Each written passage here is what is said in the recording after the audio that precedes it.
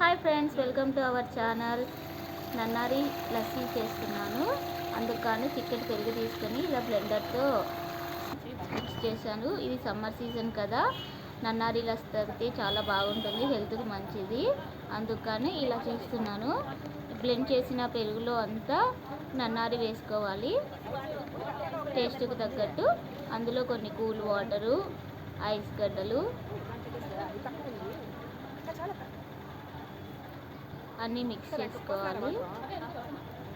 ఇంకొంచెం నన్నారి పడుతుందనేసి నన్నారి వేసాను. టేస్ట్కి తగ్గట్టు షుగర్ కూడా యాడ్ చేస్తే నన్నారి లస్సీ చాలా బాగుంటుంది. సమ్మర్లో మీరు కూడా ట్రై చేయండి. ఎంతో రుచికరమైన నన్నారి లస్సీ రెడీ అయిపోయింది. మీకు ఈ వీడియో నచ్చినట్టయితే లైక్ చేయండి, షేర్ చేయండి, సబ్స్క్రైబ్ చేయండి. మీరు కూడా ట్రై చేసి కామెంట్ తెలియజేయండి.